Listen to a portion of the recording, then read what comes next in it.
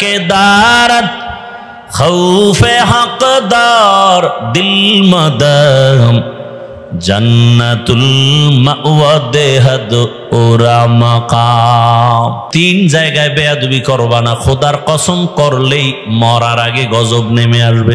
এক নাম্বার জায়গা মা বাবা, বেয়াদবি করলেই জীবন ধ্বংস। দ্বিতীয় জায়গা শিক্ষক, শিক্ষকের সাথে যদি বেয়াদবি করার বরদোয়া তোর কপালে লেগে যায়, লেখাপড়ার জিন্দেগি বরবাদ। তিন নাম্বার জায়গা উলামায়ে কেরাম, মুরব্বী, এদের সাথে যদি বরদোয়া নিয়ে বেয়াদবি করে ফেলো, চরিত্রের জগৎ থেকে তোমার ধ্বংস নেমে আসবে। আর যদি আদব, মা বাবার দোয়া, শিক্ষকের দোয়া, ওলামায়ে কেরামের দোয়া নিয়ে আগাও, ডাক্তার হলেও জীবন সফল, ইঞ্জিনিয়ার হলেও জীবন সফল। কিয়ামতের ময়দানে আমি মুহাম্মদ কি চাই? ও দয়ার মালিক, গরিবী হালাতে আমারে বাঁচাইও, গরিবী হালাতে আমারে মরণ দিও, হাসরের ময়দানে গরিবদের সাথে আমারে উঠাইও। ও গরিব, বড় লোকের 500 বছর আগে তুমি জান্নাতের মধ্যে চলে যাইবা। সাধারণ মানুষের কথা টান দিলে বহু আইসা যায়। মক্কার পার্শ্বে রহমতের নবী মাথাওয়ালাদের নিয়ে বয়ান করতেছেন, দিলের তামান্না যদি কালেমা পড়ে তো ইসলামের লাভ। হঠাৎ করে পেছন থেকে এক থার্ড ক্লাসের ব্যক্তি, মানে আমগো ভাষায় আল্লাহর কাছে তো মর্যাদা বেশি, নরমাল এক ব্যক্তি, অন্ধ সাহাবী আব্দুল্লাহ ইবনে উম্মে মাকতুম আসছেন পিছন থেকে, হালকা আওয়াজে সালাম দিছেন। নবী তো ব্যস্ত, তাকায়া হালকা জবাব দিয়ে আবার এদিকে ফিরছেন। আব্দুল্লাহ ইবনে উম্মে মাকতুমে কোনায় গিয়া চুপচাপ বয়া রইছে। নবীর ডিস্টার্ব হবে, বেয়াদবি হবে, চুপ। আল্লাহর কাছে ভালো লাগে নাই। আল্লাহ কয়, জিবরাইল যাও, আমার কাছে মাথাওয়ালার মূল্য নাই, কাবেলিয়াতের দাম নাই, কবুলিয়াতের আমার কাছে বড় দাম। আল্লাহ কয়, জিবরাইল যাও, রসুলের আমার বাণী শোনায় দাও। আবাসা ওয়া তাওয়াল্লা আন জাআহুল আ'মা। ওই মাথাওয়ালার দাম নাই, নবীরে তাড়াতাড়ি বলো ওই অন্ধের দিকে ফিরা তাকাইতে, নজর দিতে। জিবরাইল আসার পরে রহমতের নবী সব বাদ দিয়ে ওদিকে ফিরলেন। এবার অন্ধরে এত মহাব্বতের নজরে নবী তাকাইছেন, যতদিন বেঁচে ছিল রসুল নিজের চাদর বিছায়া তাকে বসাইতেন। এটা কাবেলিয়াতের বাহাদুরি না, কবুলিয়াতের বাহাদুরি। মকবুল হে সাজ হে কাবিল তু বহুত হে, मकबूल है शाज है काबिल तू बहुत है, आईना के मानिंदे तू नहीं दिल तू बहुत है, आईना के मानिंदे तू नहीं दिल तू बहुत है। এজন্য গত জুমায় বলছিলাম সব মাথাওয়ালারা বইছে তো বড় বড় ঢাকার শহরের, কইছিলাম শিক্ষাগত যোগ্যতার কোনো দাম নাই, অভিজ্ঞতার দাম বেশি। ড্রাইভারি করে অভিজ্ঞতা আছে, কিন্তু লেখাপড়ার সার্টিফিকেট নাই, যোগ্যতা নাই, কলম ভাঙ্গে দস্তখত দিতে পারে না। কিন্তু গাড়ির মালিক তো জগৎ বিখ্যাত, ডক্টরেট ডিগ্রিওয়ালা, যোগ্যতার অভাব নাই, ইঞ্জিনিয়ার, ডক্টর, প্রফেসর, আরো কত কিছু। সিটের মধ্যে বসে আছে, রাস্তার মাঝখানে হাই রোডে গিয়া গাড়ি বন্ধ হয়ে গেছে। মূর্খ ড্রাইভার কয়, স্যার গাড়ি বন্ধ, স্টার্ট উঠে না, কি করি? যোগ্য ব্যক্তি বলতেছে, আরে কি করা যায়, চেষ্টা করো। না স্যার আপনি না ইঞ্জিনিয়ার, তাড়াতাড়ি ইঞ্জিনটা একটু দেখেন। না এই বিষয়ে আমি অভিজ্ঞতা নেই। তাহলে কি করা? একটা পথ আছে, 1 কিলোমিটার পরেই একটা হসপিটাল আছে, গাড়ি ঠিক করার গ্যারেজ। আপনি ড্রাইভিং সিটে বসেন, এবার এটারে ধরে রাখবেন স্টার্টিং, আমি পিছন থেকে ধাক্কায় 1 কিলোমিটার নিয়ে যাই। সম্ভব না, শেষে রাস্তা তুই আর নিচে পড়মু, নাইলে ওদিক দিয়ে গাড়ি আইলে আগে আমি মরমু, তুই তো দৌড় দিবি, দরকার নাই, তুই সামনে এব, মরলে তুই আগে মর, তোর মাইয়া হলো আমি দেখ, আমি ঠেলি। এবার মূর্খ ড্রাইভারের বসাইয়া যোগ্যতাওয়ালা পিছন দিয়ে ধাক্কাইতেছে গাড়ি। এই যোগ্যতা দিয়ে কি হইল? এর সাথে তো এই ড্রাইভারের দাম অনেক বেশি। কয় স্যার, হসপিটালে যে ডাক্তারেরা বইয়ে ইঞ্জিনটা দেখবে ওরা আমার চেয়েও কাঠমূর্খ, কিন্তু অভিজ্ঞতা আপনার থেকে অনেক উপরে। কোন যোগ্যতার দাম নাই, অভিজ্ঞতার অনেক দাম। এই জন্য চাকরিতে নিলে লেখে আপনি এই পাশ সেই পাশ, এর লগে আগে কি লাগবে? অভিজ্ঞতা লাগবে। কাবিলিয়তের দাম নাই, কবুলিয়তের দাম। আরে সার্টিফিকেট নিয়ে ঘুরতেছে, চাকরি নাই, সুদের টাকা দেয়, ঘুষ দিবে, হয় না। কিন্তু যারা দস্তখত দিতে পারে না তারাও খাইয়ে লইয়ে কোন রকম চলতেছে, কোনো টেনশন নাই। কবুলিয়ত বড় দামি এক সম্পদ। কাবিলিয়তের দাম নাই, কবুলিয়তের দাম। আর কাবিলিয়ত, কবুলিয়ত, কাবিলিয়ত লাগে দুনিয়ার জন্য, কবুলিয়ত লাগে আল্লাহর জন্য। দুনিয়াওয়ালারা যোগ্যতা যাচাই করে চেয়ার দেয়, আর আমার রব চেয়ারে বসাইয়া যোগ্যতা দেয়। এই ব্যবধান।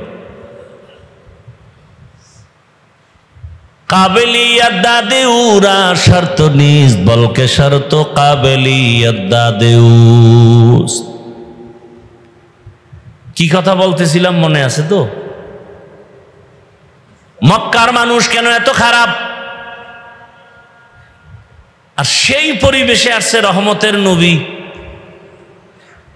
আপনাদের এই এলাকায় যদি কোনো কয়েকজন যুবক আইসা আপনাদের আলেমদের ইমাম সাহেবরে বলে, হুজুর আমগো এলাকার এই অমুক জায়গায় 1 কিলোমিটারের মাঝখানে মদের আড্ডা চলে, জুয়ার আড্ডা চলে, বন্ধ করতে হবে। হুজুরে কি বলবে? যে এই বড় হুজুরে কইবে তোরা বা আমি একা যাই সাইজ করি, বলবে? যদিও বলে সব যুবকরা না না না না না না, ফোন জুলুম বন্ধ হয়ে গেল। রসুলের আশা নিয়া ইতিহাসবিদদের মাঝে বহু মতভেদ আছে।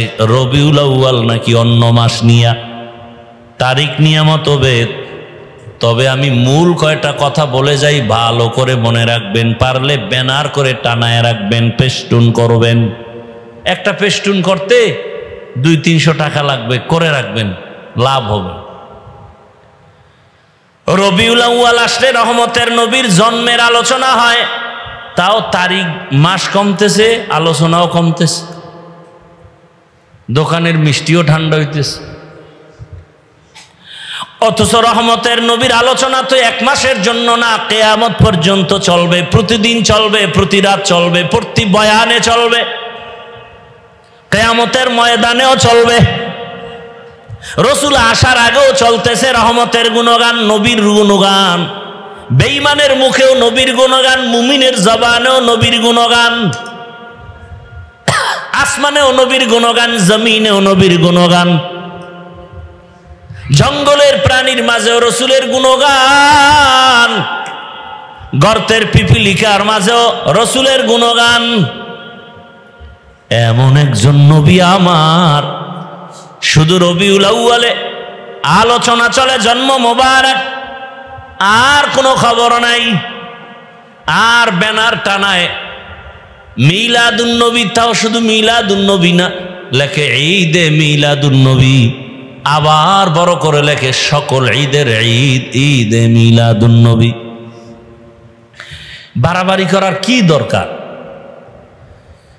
ইসলাম বাড়াবাড়ি পছন্দ করে না, ইসলাম শান্তি চায়।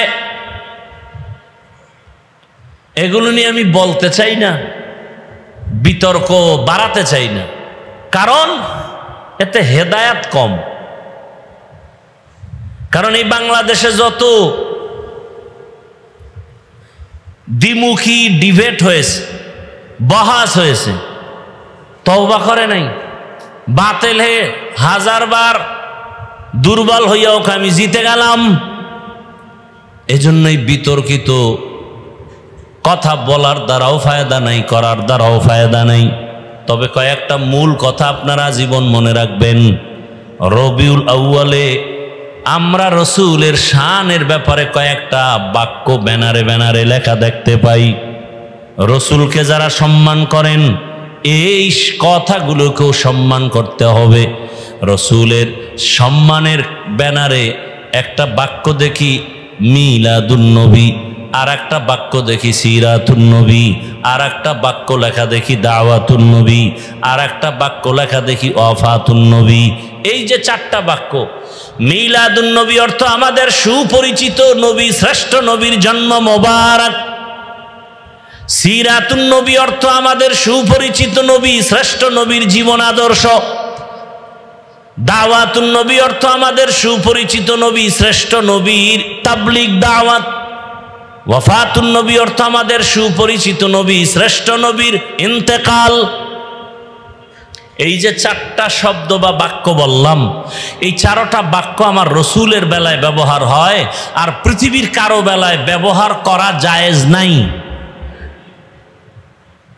মিলাদুন নবী আমার নবীর সম্মানের বাক্য, সিরাতুন নবী আমার নবীর সম্মানের বাক্য, দাওয়াতুন নবী আমার নবীর সম্মানের বাক্য, ওয়াফাতুন নবী আমার নবীর সম্মানের বাক্য।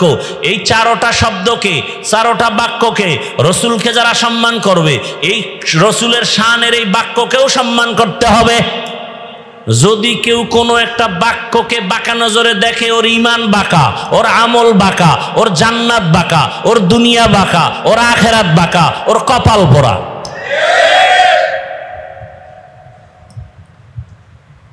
ভক্ত হও, অন্ধ হইও না, এটা ইসলামে নিষেধ। ভক্ত হও, অন্ধ ভক্ত হইও না।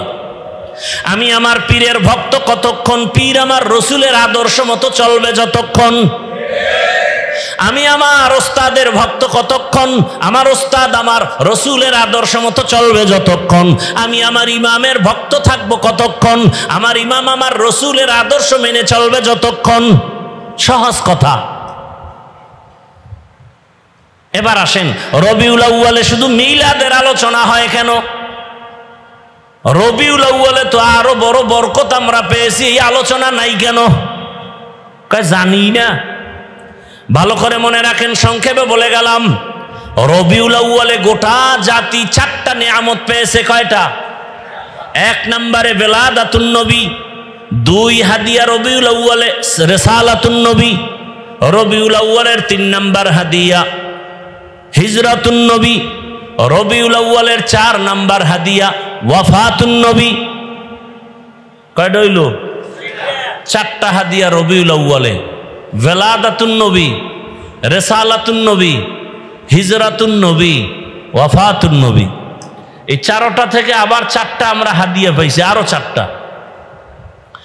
বেলাদাতুন নবী থেকে হাদিয়া পেয়েছি আজাদিয়াত, রিসালাতুন নবীর হাদিয়া হলো শরিয়াত, হিজরাতুন নবীর হাদিয়া হলো নুসরাত, ওয়াফাতুন নবীর হাদিয়া হলো নিজামে খেলাফত। এই চারটা হাদিয়া আলোচনা করব না ওদিকে। শুধু মিলাদ নিয়ে আলোচনা কেন? রেসালাতের আলোচনা কই? হিজরতের আলোচনা কই? ওয়াফাতের আলোচনা কই? এখান থেকে আমরা কি পাই? সারা জীবন আলোচনা করলে শেষ হবে। অন্ধ ভক্ত হওয়ার কারণে আমাদের মাঝে এই দূরত্ব। যারা একজনকে মাথার মুকুট মনে করে, অন্যজনকে বাতেল মনে করে, যদি হিংসার কারণে হয়, নফসানিয়তের কারণে হয়, তো কবিরা গুনাহ হবে। রহমতের নবী কি নিয়ে আসছেন? উত্তম আদর্শ। মক্কার নগরীতে নবী আসা মাত্রই পরিবর্তন শুরু হয়ে গেল। নবী আসছেন, এখন জুলুম চলবে না। আবু লাহাব তার দাসীকে মুক্ত করে দিল, স্বাধীন, আজাদিয়াত, মুক্ত স্বাধীনতা শুরু হয়ে গেল, জুলুম বন্ধ হয়ে গেল। নবী আসার আগে মক্কা নগরীর মধ্যে চলতেছে, কন্যা পছন্দ করে না, বিধবা নারী পছন্দ করে না। যেই বাবার ঘরে কন্যা আসে, বাবা নিজে গলা টিপে মেরে ফেলে, লজ্জায় বাজারে যায় না।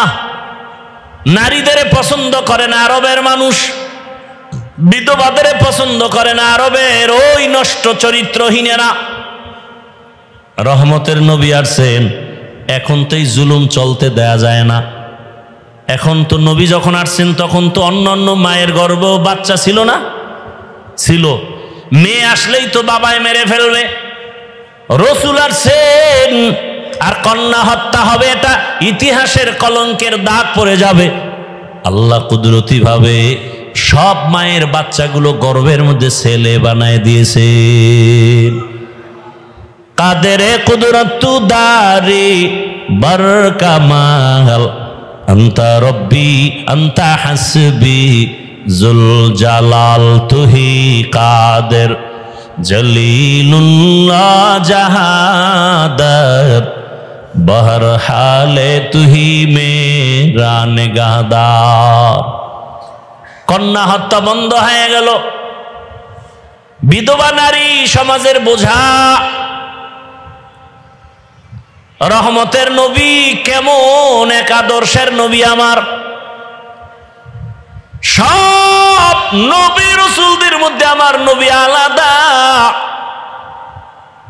আল্লাহ যেমন এক, মাখলুকতের মধ্যে আমার রসুল তেমন এক। আল্লাহ খালেক হিসাবে এক, যার তুলনা নাই। আমার রসুল মাখলুকতের মধ্যে এক, এমন দামি যার কোনো তুলনা নাই। আল্লাহ খালেক এমন দামি যার জীবনে মিথ্যা নাই। মাখলুকতের মধ্যে রসুল এমন দামি যার জীবনে কোনো মিথ্যা নাই। আছে? আমার আল্লাহ খালেক হিসাবে এতটাই শ্রেষ্ঠ যার জীবনে গালাগালি নাই। আমার আল্লাহর গালি নাই। মাখলুকতের মধ্যে আমার রসুল এমন দামি যার জীবনে একটা গালি নেই। কেমন আমার নবী! আল্লাহ তো তার স্পেশাল করে বানাইছেন। তার মেধাটাও তো সারা দুনিয়ার থেকে আলাদা। সেই নবীর 25 বছরের যৌবন শক্তিটা কেমন!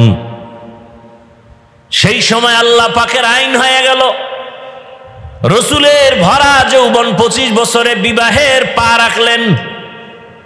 2 জন স্বামী বিদায়ের পরে তৃতীয় রহমতের নবী এমন একজন বিধবা নারী, একাধিক সন্তানের মা হয়েছে আগেই। নাম কি? খাদিজাতুল কুবরা রাদিয়াল্লাহু আনহা। বয়স কত? রসুলের 25, শ্রেষ্ঠ নবী, ভরা যৌবন, বিবাহ করলেন, বিধবা, 2 স্বামী চলে গেছে, একাধিক সন্তান হয়েছে, বয়সও 40। রসুল আল্লাহর ইশারায় বিধবা এই খাদিজাতুল কুবরাকে বিবাহ করে আরবের চরিত্রহীনদের কালিমা লিপন করে দিলেন। ইসলাম নারীর মর্যাদা দিতে পারে আর কেউ পারে না। দুনিয়ার সব ধর্মে নারীর উপরে করেছে জুলুম, ইসলাম দিয়েছে নারীর অধিকার। আর কেউ দেয় নাই। আর আমগো দেশে মিছিল লয়ে নামে আম্মা জানেরা অধিকার আদায়ের জন্য। ইসলাম অধিকার দেয় নাই।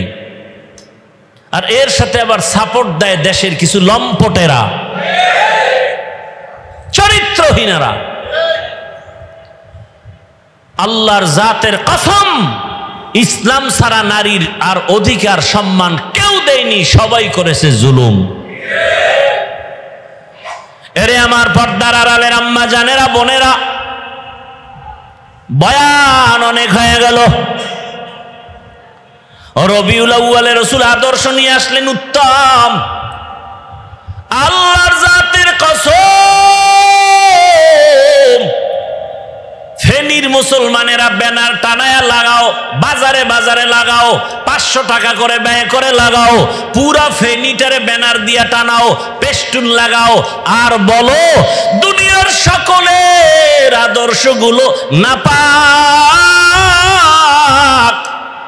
একমাত্র মদিনাওয়ালা রসুলের আদর্শই হলো পাক।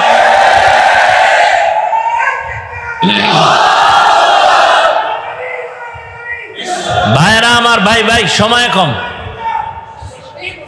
এরে নবীর উম্মত, কি থাকবে ব্যানারে? এই 500 টাকা খরচ করে 3 সাইডে ব্যানার করে টানাবা। ব্যানারে কি থাকবে? দুনিয়ার সকলের আদর্শ নাপাক, একমাত্র মদিনাওয়ালা রসুলের আদর্শই পাক। এই কথার সাথে আরো কথা মনে রাখো, আল্লাহর কসম একবার, আল্লাহর কসম দুইবার, আল্লাহর কসম তিনবার, হাজারবার, কোটিবার, যতক্ষণ পর্যন্ত রসুলের আদর্শ জমিনে কায়েম না হবে ততদিন পর্যন্ত জমিনের মানুষ শান্তি পাবে না, পাবে না, পাবে না।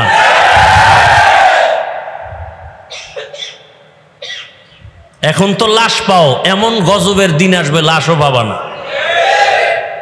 রসুলের আদর্শ ছাড়া ঘরে শান্তি আসবে না, রসুলের আদর্শ ছাড়া মা বাবা সন্তানের মাঝে শান্তি আসবে না, পরিবারে আসবে না, সমাজে আসবে না, রাষ্ট্রে আসবে না। কসম আল্লাহর, আসে নাই। কি হয়েছে? আওয়ামী লীগ গেছে, শান্তি, আন্দোলন চলতেছে, তো কি স্বাধীন করলা? আন্দোলন চলতেছে, মানুষ মরতেছে, লাশ পাওয়া যাইতেছে, কি আন্দোলন করলা? কি স্বাধীন করলা? সুদ চলতেছে, ঘুষ চলতেছে, নারীরা আন্দোলন করতেছে, আমেরিকা এসে বসতেছে, নারীরা তাদের অধিকার আদায়ের আন্দোলনে নামতেছে, নারী কমিশন গঠন হচ্ছে। কি হলো? ইসলাম ছাড়া, রসুলের আদর্শ ছাড়া এ জমিনে কিয়ামতের আগ মুহূর্ত পর্যন্ত কেউ শান্তি দিতে পারবে না। আরে ভাই, আমি শান্তিতে থাকলে না তোমারে শান্তি দিয়ে দেবো? শান্তিতে আছে কে? যত বড় ভিআইপি তত বড় সুদখোর, যত বড় ভিআইপি তত বড় নেশাখোর। শান্তি ঠিক আছে? এ মদ পান করে ল্যাংডয়ে বউরে মা কয়, তে শান্তি দিবে কিভাবে বলো? কোন দিকে দৌড়াচ্ছ? পায়খানা তো কম খাইলে না, আর কত খাবা? আর কত? আব্রাহাম লিঙ্কনের আদর্শ, মাও সেতুনের আদর্শ, লেনিনের আদর্শ, কালমার্সের আদর্শ, দুনিয়ার সব আদর্শ না পাক। যদি কেউ প্রমাণ দিতে পারো পাক, আল্লাহর কসম, মসজিদ সাক্ষী, আমি রসুলেরটা বাদ দিয়ে টাপটা নিব। একজনে দলিল প্রমাণ দিয়ে আমাকে বুঝাও যে হুজুর, হাফিজ ভাই, নবীজির আদর্শ থেকে জিয়াউর রহমান সাহেবের আদর্শ আরো ভালো, নবীজির আদর্শ থেকে শেখ মুজিবুর রহমান সাহেবের আদর্শ আরো ভালো। যদি প্রমাণ দিতে পারো, আমি নবীরটা বাদ দিয়ে সেটা নিব। পারবা? কলিজা আছে? না পারলে ব্যানার বানাও, লেখো দুনিয়ার সবার আদর্শ না পাক, রসুলের আদর্শ পাক।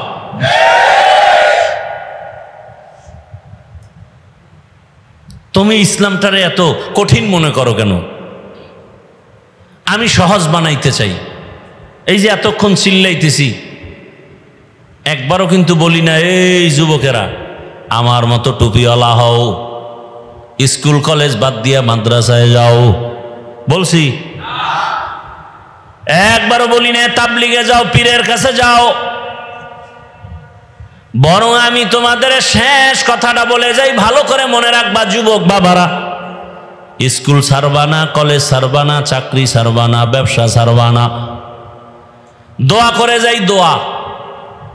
ও যুবক বাবা, তুমি লেখাপড়া করে ডাক্তার হও, ইঞ্জিনিয়ার হও, প্রফেসর হও, এসপি হও, ডিসি হও, ওসি হও, এমপি মন্ত্রী হও, তবে আমার অনুরোধ তুমি বেয়াদব হইবা না।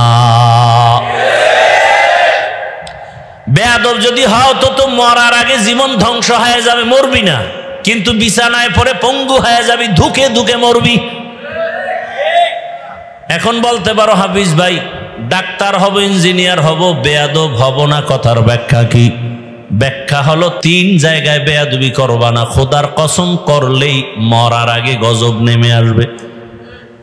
1 নাম্বার জায়গা মা বাবা, বেয়াদবি করলেই জীবন ধ্বংস। 2য় জায়গা শিক্ষক, শিক্ষকের সাথে যদি বেয়াদবি করো আর বরদোয়া তোর কপালে লেগে যায়, লেখাপড়ার জিন্দেগি বরবাদ। 3 নাম্বার জায়গা উলামায়ে কেরাম, মুরব্বী, এদের সাথে যদি বরদোয়া নিয়ে বেয়াদবি করে ফেলো, চরিত্রের জগৎ থেকে তোমার ধ্বংস নেমে আসবে।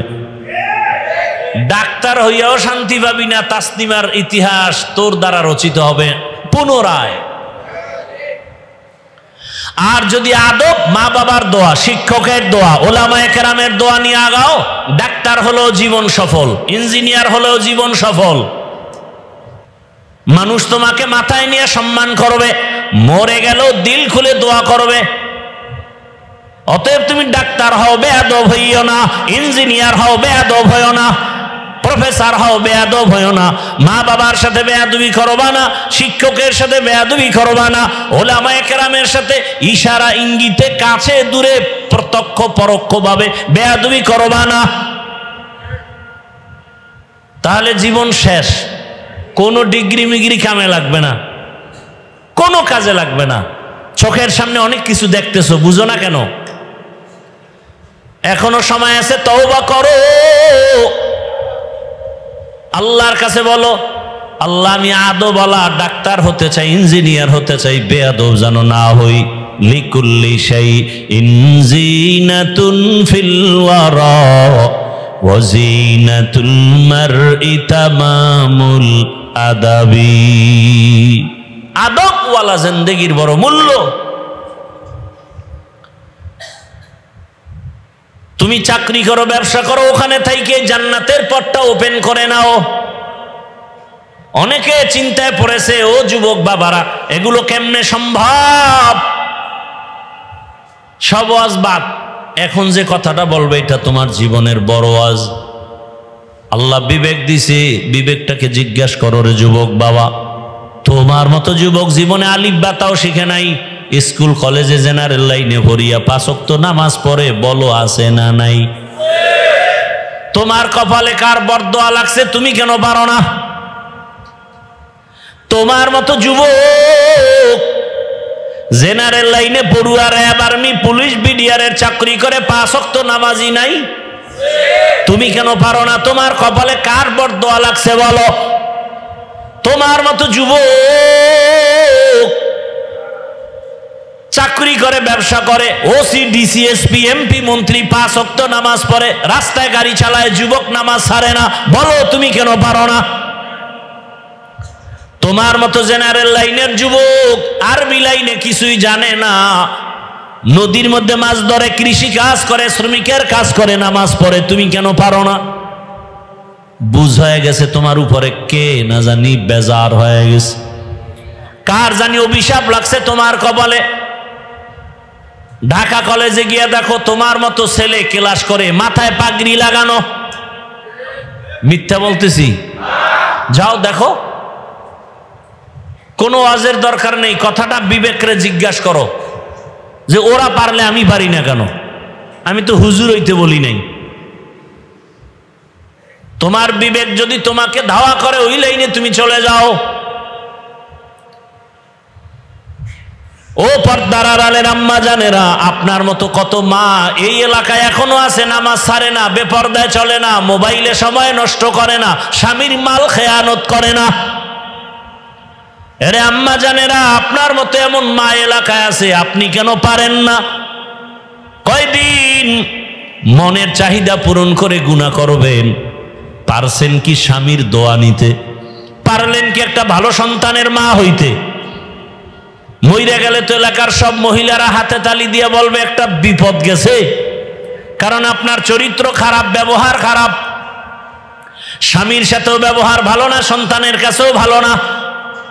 এরে আম্মা জান, আমি আবারও বলে গেলাম, আল্লাহর কাছে মনে মনে তওবা করেন, নিজেও স্বামীর মাল খেয়ানত করবেন না, মোবাইলে সময় নষ্ট করবেন না, নামাজ ছাড়বেন না, সন্তানটাকে ডাক্তার, ইঞ্জিনিয়ার বানাবেন, আদর্শওয়ালা, বেয়াদব যেন না হয়। এমন একটা জীবন যদি নিয়ে কবরে যেতে পারেন, সন্তানের দোয়ার কারণে আপনিও দোয়া পাবেন। সন্তান ডাক্তার হইয়া কোরআন তেলাওয়াত করবে, দোয়া করবে, নামাজও পড়বে। এখনো সময় আছে, তওবা করেন। আর বেপরদায় চলবেন না, স্বামীর মাল খেয়ানত করবেন না। প্রত্যেকটা মা যদি চিন্তা করে, স্বামী মরে গেলে স্বামীর সম্পদ আমার, তাহলে ওই মা কোনোদিন স্বামীর মাল নষ্ট করত না। প্রত্যেকটা যুবক ছেলে যদি চিন্তা করত, বাবায় মরে গেলে বাবার সম্পদ আমার, তাহলে কোনো সন্তান বাবার টাকা পয়সা চুরি করে গুনার কাজে ব্যয় করতে পারত না। কত যুবক বাবার টাকা, মায়ের টাকা চুরি করে গুনার কাজে ব্যয় করে। সারা রাত মোবাইল, জেনা চলে ঘরে ঘরে, জেনা, চোখের জেনা, হাতের জেনা, অন্তরের জেনা। জীবনের সফলতার জন্য দুই পুঁজি লাগবে। কয় পুঁজি? দুই পুঁজি। একটা হলো সুন্দর চরিত্র, আর একটা হলো সুস্থতা। সুস্থতা না থাকলে চরিত্র ভালো, অসুস্থ কাজ হবে না। সুস্থ চরিত্র খারাপ, তোমার কেউ দাম দিবে না। আর এই সুস্থতা ঠিক রাখার জন্য পৃথিবীতে একমাত্র ফ্রি মহা এক ঔষধের নাম রাতের ঘুম। আর সেই রাতের ঘুম নষ্ট করেছো মোবাইলে গুনাহ করার দ্বারা। তোমার চোখের পাওয়ার, হাড় দুর্বল, খবর নাই, মাথা ব্যথা বেড়ে যাচ্ছে, খবর নাই। এখনো সময় আছে, তওবা করো। আর নামাজ ছাড়বা না, বেপরদায় চলবা না, মা বাবার সাথে বেয়াদবি করবা না, শিক্ষকের দোয়া নিয়া, ওলামায়ে কেরামের পরামর্শ দোয়া নিয়া, নবীজির আদর্শ মেনে চলবা।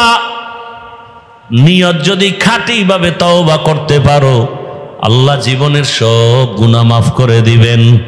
জীবনে তো মনের আশা ফুরাইয়া গুনাহ কম করলা না।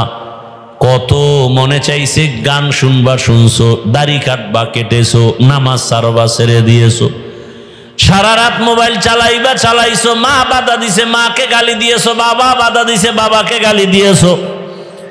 মোবাইলকে কেন্দ্র করে কত সন্তানেরা মাকে কষ্ট দিয়ে কাঁদাইছো। মোবাইলকে কেন্দ্র করে কত সন্তান বাবারে কাঁদাইছো। কত ছাত্র মোবাইলের আপন বানাইয়া শিক্ষকের সাথে বেয়াদবি করেছো রে বাবা। এখনো সময় আছে, তওবা করে নাও। কোন দিন মরণ হবে জানা নাই। কয়েকদিন আগে ফেনীর পার্শ্বে তোমাদের নোয়াখালী, বিদেশ থেকে টাকার বস্তা নিয়া গাড়িতে উঠা ইসা বাড়ি যাওয়ার আগে গাড়ি পানির মধ্যে পড়ে গেছে। বাচ্চাও মরে গেল, বিবিরেও হারাইলো, বান্দা বসে বসে কান্নাই করলো। এমন একটা দিন নাই গাড়ির নিচে যুবকের লাশ নাই। এমন একটা দিন নাই পানির মধ্যে লাশ দেখি না। এমন একটা দিন নাই ঘুমের বিছানায় লাশ পাওয়া যায় না। আর যত মরণের খবর শুনি বেশিরভাগ যুবক।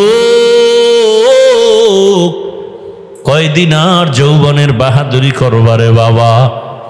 আল্লাহর কাছে তওবা করো। জীবনে তো গুনাহ কম করো নাই, এখনো কি ফিরবা না? আল্লাহর কাছে কি ধরা দিবা না? কবরের বিছানায় কি যাবা না? এখনো কি তওবা করবা না রে যুবক বাবা? নিজের দিকে তাকাইয়া দেখো, এই প্যান্ডেলে এমন একজন আল্লাহর বান্দা বুকে হাত রাখিয়া বলতে পারবে কিনা আমার সন্দেহ।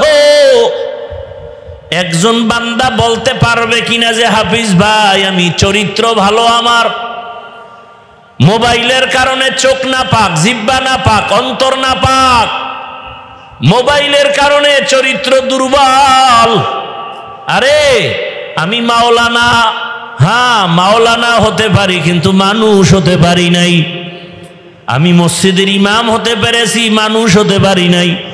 মানুষ যদি জানতো আমি সারা রাত মোবাইল চালাই, আমার বয়ান কেউ শুনতে আসতো না রে বাবা। মানুষ যদি জানতো ইমাম সাহেব হুজুর মোবাইল চালায় সারা রাত, মুসল্লিরা আমার পেছনে নামাজ পড়তো না, দোয়ার জন্য আসতো না। কতটা ভক্তি নিয়ে কত বুড়ারা পানি পরা নেয়। হুজুর একটু পানিতে দম করেন, আমার ঘরে অসুস্থ রোগী আপনার দমে সুস্থ হয়ে যাবে। কতটা মোহাব্বত করে। কিন্তু আল্লাহ জানে, ও হাফিজুর রহমান, মানুষ তোরে এত সম্মান করে, এই সম্মান তুই টাকা দিয়ে কামাই করতে পারো নাই। আমি তোরে এত সম্মানের চেয়ার দান করেছি। তোর মা বাবার পেছনে দোয়া, তোর শিক্ষকের দোয়া আছে, তোর পেছনে আলেম ওলামার দোয়া আছে। বল, তোর মা বাবা যে তোরে দোয়া কইরা সম্মানের জায়গায় বসাইছে, মা বাবারে কি দিছো? শিক্ষকের কি দিছো? ওলামায়ে কেরামের কি দিছো? আমি আল্লাহ যে তোরে এত নিয়ামত দান করছি, বল আমারে কি দিছো? বরং তোর মায়ও জানে না, বাবাও জানে না, আলেমরাও জানে না, আমি আল্লাহ জানি তুই সারা রাত ঘরের দরজা লাগায় কি করেছো। আমি আল্লাহ জানি তোরে মানুষ মাওলানা বলে, আমি জানি তোর গুনার কারণে হাতটা নাপাক, আমি জানি গুনার কারণে তোর জবানটা নাপাক, তোর অন্তর নাপাক। যদি তোর মা বাবায় জানতো তুই মোবাইলে গুনাহ দেখো, তোর মা বাবায় ঘর থেকে নামায় দিত। ওরে আলেম ওলামারা যদি জানতো তুই সারা রাত মোবাইলে গুনাহ দেখো, তোরে কেউ চেয়ারে বসতে দিত না। আমি আল্লাহ জানার পরও কেন তোর সম্মানের চেয়ার থেকে ফালাইয়া দেই নাই? কারণ আমি আল্লাহ বড় আদর করে বানাইছি। আমি আল্লাহ চাই না তুই জাহান্নামের আগুনে জ্বলবি। আমি আল্লাহ চাই তুই তওবার দরজায় আয়। আমি আল্লাহ তোরে ডাকতেছি বান্দা, ওরে তুই শয়তানের ধোকায় গুনাহ করে ফেলেছো, তওবা কর। নিজেরে বড় মনে করিস না, অহংকারী দূর কর, হিংসা দূর কর, রিয়া দূর কর। মাথাটা নত কইরা আমারে ডাক দিয়া বল, মালিক আমার মতো গুনাহগার কেউ নাই, আমার মতো জাহান্নামী কেউ নাই। ও আল্লাহ, গুনার কারণে তুমি বেজার হইও না, গুনার কারণে তুমি সম্মানের জায়গা থেকে ফালাইয়া দিও না। ও আমার যুবক বাবারা, মা বোনেরা, বৃদ্ধ বাবাজিরা, ছাত্র বাবারা, মনেরে বুঝাও কোন দিন কোন কথা বলিয়া মা বাবারে কষ্ট দিয়া কাঁদাইছো, কোন কথা দিয়া শিক্ষকের সাথে বেয়াদবি করেছো রে বাবা। সময় পাইলে গোপনে যাইয়া ক্ষমা চাইও। মা বাবার কলিজায় ব্যথা দিয়া জীবনটা তোমার সফল হবে না রে ছাত্র ভাই। ও সন্তানেরা, শিক্ষকের কষ্ট দিয়া জীবন সফল হবে না, আলেম ওলামারে কষ্ট দিলে তোমার জীবনে সফলতা আসবে না। পায়ে হাত রেখে বলি, তওবা করো। মরিয়া গেল আর নামাজ ছাড়বা না, দাড়ি কাটবা না, বেপরদায় চলবা না। মা বাবার দোয়া, শিক্ষকের দোয়া, উলামায়ে কেরামের দোয়া নিয়া নবীজির সুন্নাত অনুযায়ী জীবনটাকে চালাইবা। আল্লাহর কাছে খাঁটি অন্তরে তওবা করো। আরে কত মানুষ কবরের চিন্তা, গুনার কথা মনে করে মাথা নত করে কান্নার বাহানায় আছে, অথচ তোমার অন্তরে একটু দাগও লাগে না, ধাক্কাও লাগে না। আসলে গুনাহ করতে করতে করতে করতে তোর কলবটা পাথরের চেয়েও নষ্ট হয়ে গেছে, তোর অন্তরটা পাথর থেকেও শক্ত। এই কলবের নরম বানাইতে বুঝি জাহান্নামের আগুন দরকার। ওরে ডানে বামে তাকায় দেখ, তোর মতো কত গুনাহগারের চোখে পানি। তোমার চোখে কেন পানি নাই? গুনার কারণে আল্লাহ বুঝি বেজার হয়ে গেছে। এখনো চেষ্টা করো, কান্নার চেষ্টা করো। কান্নাওয়ালারে পাশে পাইলে হাত বাড়াইয়া দোয়া নাও। ও কান্নাওয়ালা ভাই, আপনার কপাল ভালো, আমার কপাল বড় খারাপ। আপনার চোখে পানি বড় নেয়ামত, আমার চোখে পানি নাই। দুনিয়ার ঘরে আগুন লাগলে পানি ছাড়া ঠান্ডা করা যায় না, জাহান্নামের আগুন চোখের পানি ছাড়া ঠান্ডা হবে না। ও যুবক বাবারা, জীবনে তো গুনাহ কম করলা না, মনের আবেগ মিটাইয়া তো কত গুনাহ করলা। এখনো কি ফিরবা না? এখনো কি তওবা করবা না? আরে হায়াতের বাকি কত বল। কালকে এমন সময়ে তো ঘোষণা হয়ে যাবে তুই দুনিয়ায় নাই। ওরে মা কাঁদবে আর বলবে, আবার কি মা বলিয়া ডাকবে। তোর বাবায় যাবে, ইমাম সাহেব আসেন জানাজা পড়াইয়া দেন, আমার কলিজার সন্তানটা মরিয়া গেছে। কেউ যাবে বাজারে কাফন কিনার জন্য, কেউ যাবে বলবে যা তাড়াতাড়ি বাঁশবাগানে কবর খনন কর। গায়ের জামাটা বেলেট দিয়া কেটে কেটে রেখে দিবে রে বাবা। গোসল করানোর জন্য কেউ গরম পানি করতে যাবে, গোসল করাইয়া কাফনের প্যাকেটে ঢুকাইয়া মসজিদের খাটিয়ে উঠাইয়া যখন জানাজার প্যান্ডেলে নিবে, জানালা দিয়া আম্মু জান কাঁদবে আর বলবে, আমার বাবারে কই দাও, আমার বাবারে শেষবারের মতো একটু দেখাইয়া দাও, আমার বাবার চেহারাটা দেখি, আর জীবনে বুঝি দেখা হবে না। আমারে আম্মু বলিয়া কে ডাকবে? ও যুবক, পাও দুইটা ধরিয়াও বলি, মায়ের কাঁদাস না রে যুবক, বাবারে কষ্ট দিস না, শিক্ষকের কাঁদাস না রে যুবক। তওবা করো, চোখের পানি সারিয়া তওবা করো, আর জীবনটা গেল গুনাহ করবা না, মোবাইলের দ্বারা গুনাহ করবা না। ও আল্লাহ, আমাদের খালি ফিরাইয়া দিয়েন না, তওবাওয়ালা জীবন দান করেন, তওবার উপরে মজবুত হইয়া চলার মতো ব্যবস্থা করেন, আমিন।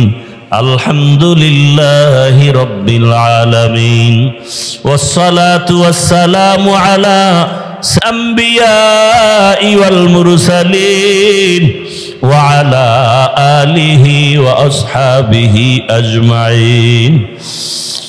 আল্লাহরে মোহাব্বতে ডাকো, ইয়া আরহামার রাহিমিন, ইয়া আরহামার রাহিমিন, ইয়া আরহামার রাহিমিন। রব্বিরহামহুমা কামা রব্বায়ানি সগীরা, রব্বিরহামহুমা কামা রব্বায়ানি সগীরা। اللهم إنك عفو كريم تحب العفو فاعف عنا. اللهم إنا نسألك رزاك والجنة ونعوذ بك من سخطك والنار. اللهم ارحمني بترك المعاصي، اللهم ارحمني بترك المعاصي، اللهم ارحمني بترك المعاصي. يا حي يا حليم يا عزيز يا كريم، بحق إياك نعبد وإياك نستعين. اللهم إنا نسألك بأن لك الحمد لا إله إلا أنت المنان، يا بديع السماوات والأرض، يا ذا الجلال والإكرام، يا حي يا قيوم. اللهم إنا نسألك علما نافعا ورزقا واسعا وشفاء من كل داء. اللهم إنا نعوذ بك من البرص والجنون والجذام وسيء الأسقام. اللهم اجعلني من المستجابين للدعوات. اللهم اكفيناهم بما شئت. اللهم إنا نجعلك في نحورهم ونعوذ بك من شرورهم. إنا كفيناك المستهزئين. سيهزم الجمع ويولون الدبر. يا الله المستعان، يا الله المستعان. يا رب اغفر لي. ও দয়ার মালিক, ওলামায়ে কেরাম, মুরব্বী, হাজী সাহেব, যুবক, ছাত্র, পর্দার আড়ালের মা বোনেরা, ব্যবসায়ী, চাকরিজীবীরা হাত তুলেছেন।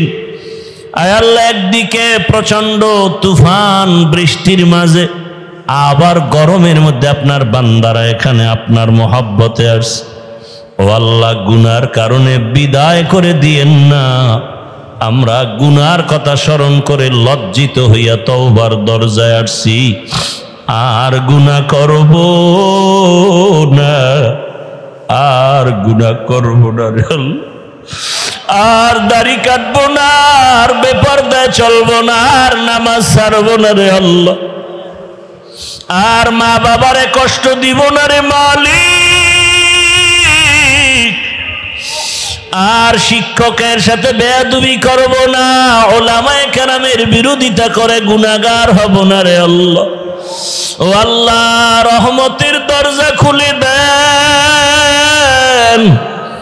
আয় আল্লাহ, এই মজলিসে কি আপনার পছন্দের কেউ নাই? গুনার কারণে দিলটা পাথর, চোখে পানি নাই, কান্নাওয়ালা চক্ষু দান করেন আল্লাহ, কান্নাওয়ালা চক্ষু দান করেন, কান্নাওয়ালা চক্ষু দান করেন। আয় আল্লাহ, আমাদের তওবা কবুল করে নেন, তওবার উপরে মজবুত হইয়া চলার তৌফিক দান করেন। মা বোনদের পর্দাওয়ালা আবেদা বানায় দেন, সন্তানগুলো নেককার বানায় দেন, লেখাপড়া পরীক্ষায় কামিয়াবি দান করেন। আমার কলিজার যুবকদেরকে দিনের খাদেম বানায় দেন, মোবাইলের গুনাহ থেকে হেফাজত করেন আল্লাহ। সারা দুনিয়াবাসীকে মাফ করে দেন, মুসলমানের ঈমান আমল ইজ্জতের হেফাজত করেন আল্লাহ। আয় আল্লাহ, বাংলাদেশ শান্তির দেশ বানায় দেন, জালেমদের জুলুম থেকে দেশ ও জাতিকে হেফাজত করেন। আয় আল্লাহ, বাংলাদেশ ইসলামের জন্য কবুল করে নেন। আয় আল্লাহ, উলামায়ে কেরামের এক বানায় দেন। আয় আল্লাহ, রিয়া হাসাদ কিবির দূর করে ইখলাস দান করেন। উলামা তোলাবা উম্মতের অন্তরে ইজ্জত মুহাব্বত রহব বাড়ায় দেন। আয় আল্লাহ, মসজিদগুলো কবুল করে নেন, মাদ্রাসা কবুল করে নেন, অন্যান্য শিক্ষা প্রতিষ্ঠান নবীর আদর্শে কবুল করে নেন। আয় আল্লাহ, প্রত্যেকের ঘর সুন্নতওয়ালা আমল দিয়ার চমকায়া দেন আল্লাহ। নবীজির রওজা বাইতুল্লাহ জিয়ারতের জন্য কবুল করে নেন। আয় আল্লাহ, নবীর রওজায় গিয়া সালাম দেওয়ার তৌফিক দান করেন, বাইতুল্লাহর গিলাফ ধরে লাব্বাইক বলার তৌফিক দান করেন। আল্লাহ, আমরা যারা গিয়েছি বারবার যাওয়ার তৌফিক দান করেন। আল্লাহ, যারা যেতে পারে নাই তাদের দিলটা বড় ভাঙ্গা, কোন দিন নবীর রওজায় গিয়া সালাম দিবে, কোন দিন বাইতুল্লাহর গিলাফটা বুকে লাগাবে। আয় আল্লাহ, কুদরতের দ্বারা ব্যবস্থা করে দেন। বাইতুল্লাহর সফরে যত দোয়া করেছি কবুল করে নেন। রহমতের নবীর রওজায় যত দোয়া করেছি কবুল করে নেন। বাইতুল্লাহর দরজা ধরে যত দোয়া করেছি কবুল করে নেন। আয় আল্লাহ, মেহেরবানি করে আমাদের দিলের নেক আশাগুলো পূরণ করে দেন, মুখালেফের মুআফেক বানায় দেন, বাতিলের মোকাবেলায় বিজয় দান করেন। আয় আল্লাহ, বাতিলের নেফাকি জাহের করে মুমিনের ঈমান আমল হেফাজতের ব্যবস্থা করে দেন।